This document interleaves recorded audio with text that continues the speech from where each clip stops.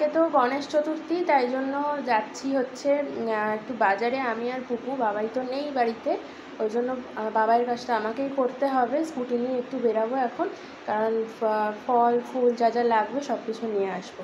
চল যাওয়া যাক। থাক তুই থাক, নিয়ে আসি। সরো সরো যাই।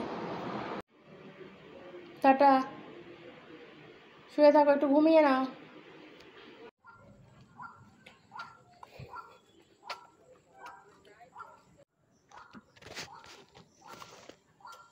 আমি আর পুপু এই যে স্কুটিতে উঠে বসে পড়েছে।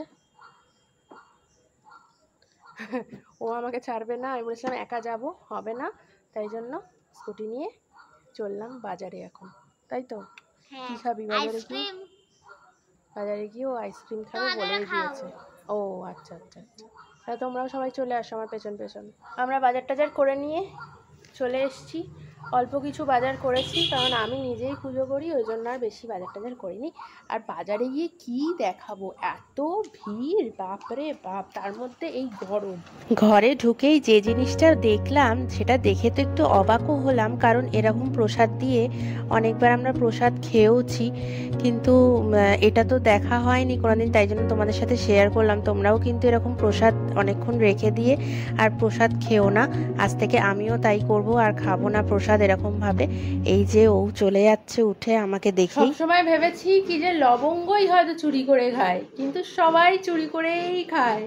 ঠাকুরের প্রসাদ খাচ্ছে মানে এটাই স্বার্থ কি যে ঠাকুর ওদের মধ্যে এসে খেয়ে যাচ্ছে প্রসাদটা। আর যেই ঢোকার সুযোগ পেয়েছে, ব্যাস ওকে আর কে আটকায়? এই দিদির মজা, এই বাবাইয়ের মজা, এই সব নিয়ে খেলছে এখন। আর এখন এত গরম লাগছে না, কি বলবো, সেই যখন 50 ডিগ্রি ছিল সেই রকম সেই গরমটা পড়েছে আবার।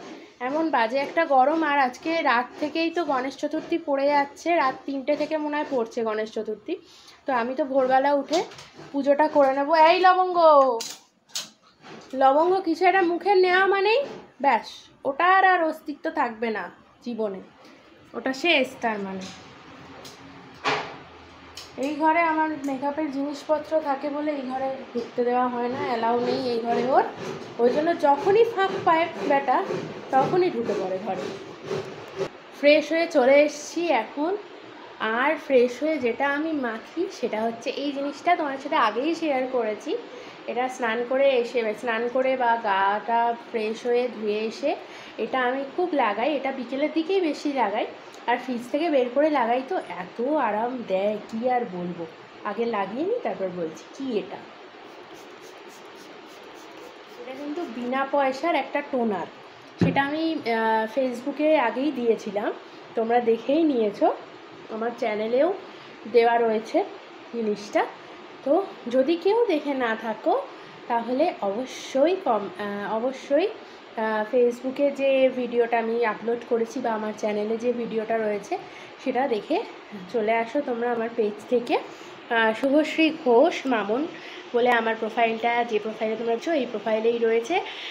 আর এটা হচ্ছে একটা ফ্রি টোনার, বললাম ওটা ওখানেই শেয়ার করা আছে।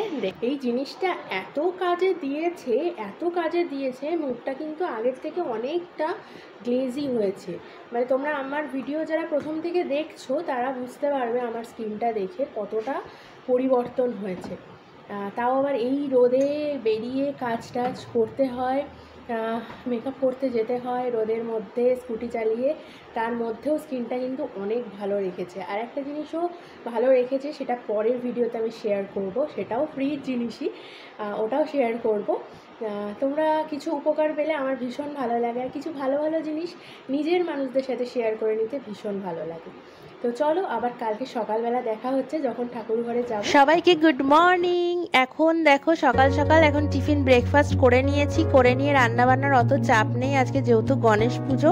মা বলেছে আমি খিচুড়ি বানাবো, সেটা নিচেই হচ্ছে। আর এখানে আমি রং নিয়ে চলে এসেছি, রং করব। এই আলমারিটা অনেক দিন ধরে ভেবেছি রান্নাঘরে, তাই জন্য সমস্ত খালি করে রেখে দিয়েছি, মশলাপাতিগুলো বের করে। আর এখানে লবঙ্গ শুয়ে আছে রান্নাঘরে, দেখতেই পেয়েছো শরীরটাও খুব একটা ভালো যাচ্ছে না কদিন ধরে। আর এখানে 1 কোট আগে মেরে নিচ্ছি রঙটা, তারপরে আবার শুকিয়ে গেলে আর 1 কোট মারবো, তাহলে সুন্দর করে দেখতে লাগবে। এখানে তারপিন তেল দিয়ে কাজটা করছিলাম, রঙটা গুলতে গুলতে একটা ছোটোবেলার কথা মনে পড়ে গেল, সেটা তোমাদের সাথে শেয়ার করি। একবার যখন মাধ্যমিক পরীক্ষা দিই, মিসের বাড়ি গেছি হচ্ছে রেজাল্ট দেখাতে, আর মিসকে বলেছি মিস এতটা হেঁটে এসেছি, একটু জল দিন তো, জল তেষ্টা পেয়েছে। তারপিন তেলের গায়ে তো লেখা থাকে না যে এটা তারপিন তেল বলে, তো এইবার ওই জন্য মিস জলের বদলে তারপিন তেল দিয়ে দিয়েছিল। তো সেটাই আমি ঢকঢক করে খেয়ে নিয়েছিলাম, কি অবস্থা হয়েছিল তারপর জানো। আর এখানে এখন মিস্ত্রি কাকু এসছে, এই পর্দার লাঠিগুলো ঠিক করানো হচ্ছে, নালে এগুলো প্রচণ্ডভাবে খুলে যায় বারবার করে, শীতকালে পর্দাগুলো টাঙানো যায় না। এখন আমি ঠাকুর ঘরে চলে এসেছি এখন। আজকে হচ্ছে গণেশ চতুর্থী, গণেশ চতুর্থীর অনেক অনেক শুভেচ্ছা সবাইকে। সঙ্গী পঙ্গীদের নিয়ে জন্মাষ্টমীতে দেখেছিল আমরা এসেছিলাম, আর আজকেও সঙ্গী পঙ্গী মামন নিয়ে চলে এসেছি, আর ঘন্টা নিয়ে বসে পড়েছে হাতে। এই যে পুপু চলে এসছে মাথায় করে গণেশ ঠাকুরকে নিয়ে। পুপু বিভিন্ন কাজ করতে আমার সাথে খুব ভালোবাসে, কারণ ওকে ছোটবেলা থেকে না আমি সেইভাবেই আর কি তৈরি করার চেষ্টা করেছি বা এখনও করে চলেছি, যে হেল্প করতে হয় মানুষকে। তো তাই জন্য প্রথম হেল্পটা আমিই পাই সবার আগে। তো এই যে এখন গণেশ ঠাকুরকে পুপু স্নান করাবে, ও ভীষণ ভালোবেসে কাজগুলো করে, আগে জন্মাষ্টমীতেও তোমাদেরকে বলেছিলাম। তো চলো এখন স্নান টান করিয়ে নিই ঠাকুরকে। পুপু গণেশ ঠাকুরকে নিয়ে চলে এসছে, মাথায় করে নিয়ে এসছি গণেশ ঠাকুরকে, এখন স্নান করাবি তাই তো? চল বসে পড়, দে আমার হাতে দে, আমার হাতে দে ঠাকুরটা। আমরা ওই দীঘা থেকে কিনে নিয়ে এসেছিলাম, হ্যাঁ দীঘা থেকে কিনে নিয়ে এসেছিলাম ঠাকুরটাকে। বাবাই যেবার বলেছিল যে এবার থেকে গণেশ পুজো করবো, সেইবার হচ্ছে কিনে আনা হয়েছিল ঠাকুরটাকে। তো চলো গণেশ ঠাকুরকে, গণপতি বাপ্পাকে আমাদের স্নান করিয়ে নিই এখন।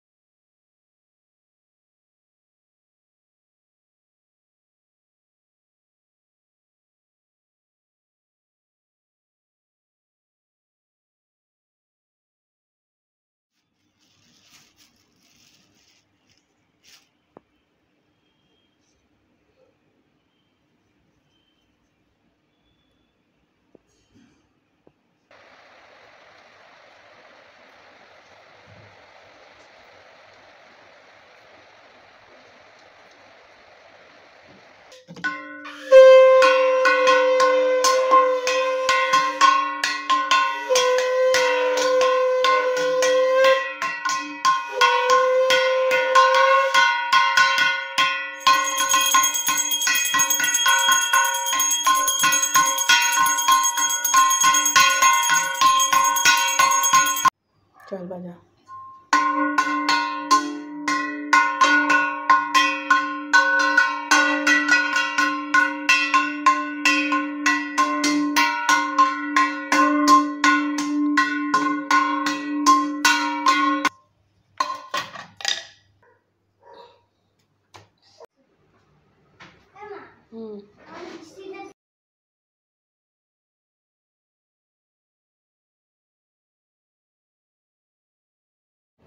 আমার আর পুপুর পুজো শেষ হয়ে গেছে। এখানে দেখো জানলাটা খুলি, ঝমঝম করে বৃষ্টি পড়ছে। এই বৃষ্টি মনে হয় না এখন থামবে, এই এরকম বৃষ্টি ভাদ্র মাসে তো কোনোবার সেরকম হয় না, এইবার শুরু হয়েছে।